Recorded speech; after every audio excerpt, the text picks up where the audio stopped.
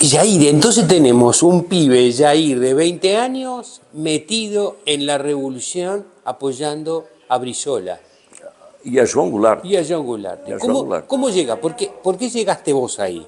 ¿Qué te llevó a estar ahí en ese momento, con esos 20 años? Yo te digo así, yo tenía una cercanía con el partido de Brizola y el partido de João Goulart, el PTB. No era afiliado, pero tenía una cercanía con el ideólogo del partido, que llamábase Alberto Pasqualini. No, porque realmente era un ideólogo, un tipo que pensaba, ¿no? Incluso Brizola llamaba socialismo moreno, un socialismo adaptado a la realidad brasileña. Y por esta cercanía, ¿no? Y por el tema, ¿no?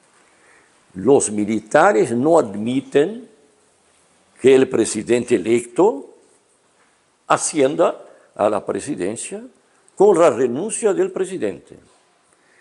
Y como yo decía, João Goulart viene bajando por la ruta del Pacífico, baja a Buenos Aires, Montevideo, y acá, en Montevideo, espera cómo las cosas van a pasar en Brasil.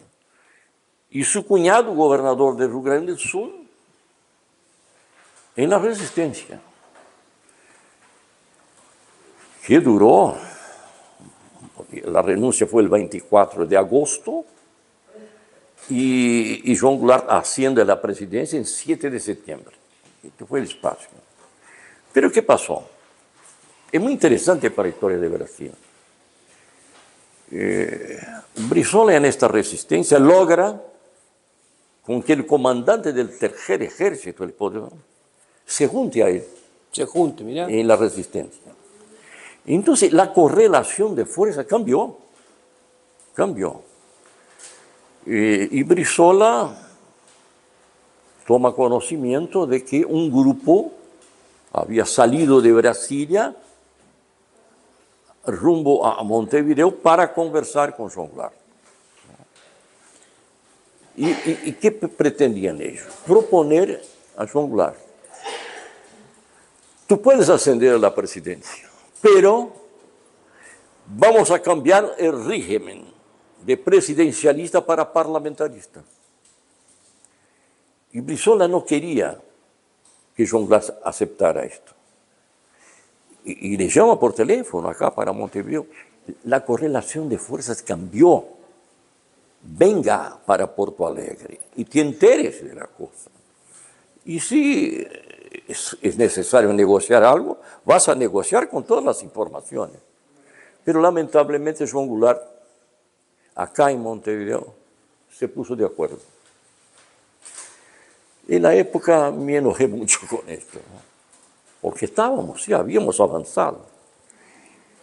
Pero el tiempo pasa y me di cuenta de la sabiduría política de João Goulart. Se puso de acuerdo, volvió a Brasil, el 7 de septiembre asciende a la presidencia, un régimen parlamentarista, pero menos de un año después convoca un plebiscito para que el pueblo diga si quiere seguir parlamentarista o cambiar, volver a... Y ganó el plebiscito, ¿no? Y entonces vuelve a tener los poderes presidencialistas, ¿no? Y esto va hasta 64 cuando del golpe, ¿no? Se explica mucho esto, ¿no? Claro. Y entonces, yo digo, ahí, durante este periodo corto, no fue tan largo así, pero ahí yo me recibí en política. Esta vivencia con personas importantes del escenario político brasileño. Y también creamos un grupo que estaba ahí en la resistencia. 1964, el golpe, ¿no? La necesidad de sacar gente de Brasil para llevarlos ¿a dónde? A Uruguay. Yo siempre digo, querido amigo Roberto. Perseguidos políticos, digamos. Perseguidos políticos, sí, luego del golpe. Yo siempre digo, nosotros brasileños tenemos una gran deuda con el pueblo uruguayo, que nos recibió. Los recibió. Todos. ¿Quién estaba en el gobierno en aquel momento? Acá Sí. era esta época del triunvirato. Colegiado. Este colegiado, ¿no? Es interesante porque el golpe en Brasil él está sentado en mentiras. Es una gran colección de mentiras, ¿no? Empieza por ellos se intitulaban revolucionarios, cuando en verdad eran golpistas que estaban rompiendo la Constitución. Eran golpistas, no revolucionarios. La fecha, dicen ellos, hasta el día de hoy, que fue 31 de marzo. No es mentira. Fue 1 de abril. ¿Y qué importa esa diferencia? Sí, señor, porque 1 de abril en Brasil es Día del Bobo. Por esto. Día del Estúpido. Entonces, no, 31 de marzo, mentira. Porque fue en la madrugada que el Congreso Nacional declara que el presidente de la República se ausentó del país. Otra mentira. 2 de abril, João Goulart estaba en Porto Alegre, dando entrevistas a la prensa. Eso está registrado. Y nosotros en nuestros archivos tenemos una nota de João Goulart para un amigo acá en Montevideo, diciendo, por favor, gestione junto a las autoridades uruguayas mi asilo político. Y firmó, de propia mano, y firmó así, Brasil, 4 de abril de 1964. 4 de abril estaba en Brasil. Y en la madrugada del 1 para 2, el Congreso Nacional declara que el presidente no está más en territorio nacional. Entonces asciende el presidente de la Cámara de Diputados, así era, ¿no? Percibe, mentira, todo mentira, todo mentira. Y ahí teníamos que sacar gente de Brasil. Acá en Uruguay estaba el presidente João Goulart, sus ministros, militares, senadores, diputados. Todos viviendo en Uruguay, refugiados. Sí, fueron más de 5.000 brasileños. 5.000. Más de 5.000. ¿Y vos participabas a partir de una organización que conformaste vos o ya estaba conformada? No, no estaba conformada. Porque te digo así, en verdad, este golpe nos pega de sorpresa. Nos pega de sorpresa. No imaginábamos esto, ¿no?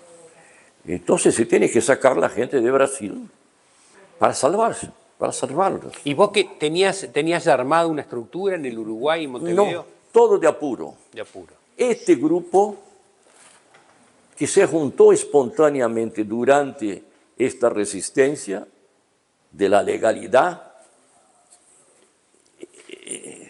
nos juntamos otra vez para ayudar a sacar a la gente, especialmente gente del centro del país, ¿no?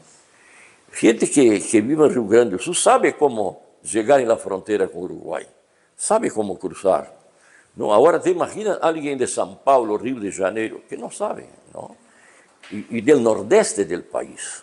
Se tenía que sacar. O sea que 5.000 personas calculás que tenían en ese momento. Yo te digo, más de 5.000 personas. Porque también militares vinieron para acá. De aquella división, de aquel apoyo original a la democracia, digamos. Exactamente, Claro. exactamente. Entonces, ahí empieza este trabajo, ¿no? Después, en 1968, en Brasil hay, yo llamo así, el golpe dentro del golpe. Una desinteligencia entre los militares, ¿no? Y ahí la cosa se complica más aún, ¿no? El 13 de diciembre de 1968, la dictadura crea el Acto Institucional número 5. Censura la prensa. Hasta entonces no había censura a la prensa. la posibilidad de detener a alguien sin tener acceso a abogado, sin comunicación con la familia y sin fundamentar, ¿no? No era necesario decir por qué razón. Este acto institucional número 5 fue terrible. Otra vez tuvimos que sacar gente de Brasil. Otra vez. Y ahí mucho más duro, porque el aparato represivo brasileño, luego del golpe, no estaba tan así arregladito. 68, ahora sí, ¿no? ¿Y quién es el que asume en el 68? ¿Cuáles de los generales que asumen en el 68? Es un triunvirato. El comandante del ejército, de la marina y de la aviación. Porque Costa y Silva, mira, historia interesante de la dictadura brasileña. Costa y Silva tenía un vicepresidente civil, un ingeniero. Él se enfermó gravemente. Entonces, ahí debería ascender ¿quién? El vicepresidente. Pero como era un civil, los militares no. Y ahí, por eso el golpe dentro del golpe, ¿no? Claro. Y ahí los comandantes, los tres comandantes ascienden ahí, y promulgan este acto institucional número 5, terrible, ¿no? Y como yo decía, se tiene otra vez que sacar gente, otra vez. Y ahí están de nuevo ustedes con esta organización. ¿Cómo se llamaba la organización No en ese tenía momento? nombre. No tenía nombre. No tenía nombre. Yo costumbro decir que nosotros actuábamos discretamente. Porque cuando hablo de la historia de este grupo, algunas personas dicen, ustedes operaban en la clandestinidad. Yo siempre digo, no, clandestino es quien estaba en el poder. Nosotros agíamos discretamente. Entonces, la dictadura hace el anuncio de que el acto institucional número 5, este bravo, va a terminar su vigencia en 31 de diciembre de 1978. Entonces se abre para nosotros la posibilidad incluso de existirmos como un grupo. Y empezamos a discutir internamente esto, ¿no? Si efectivamente cierra el acto institucional, entonces vamos a organizarlo formalmente, ¿no? Y esto es interesante. Yo digo así, Roberto, la vida tiene una dinámica que uno no logra controlar, ¿no? Ocurren cosas.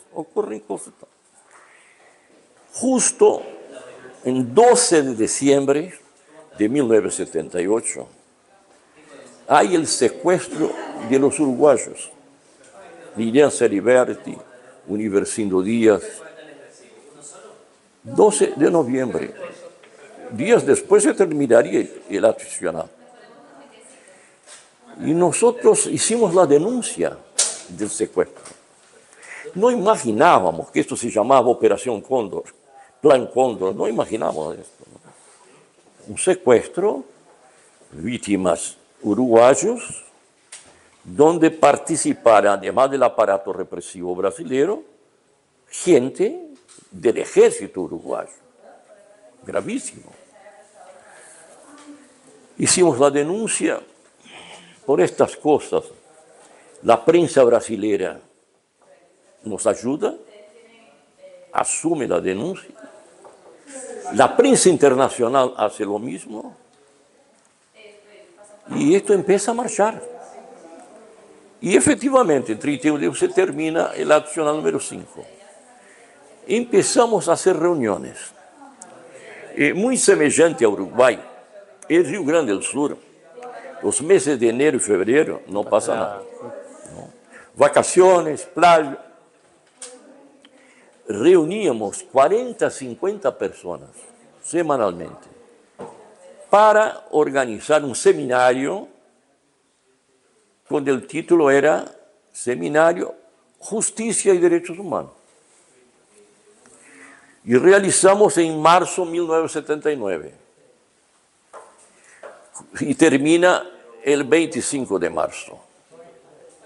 Al final propusimos, eran más de 100 personas, la creación de una organización de la sociedad civil que se llamaría Movimiento de Justicia y Derechos Humanos.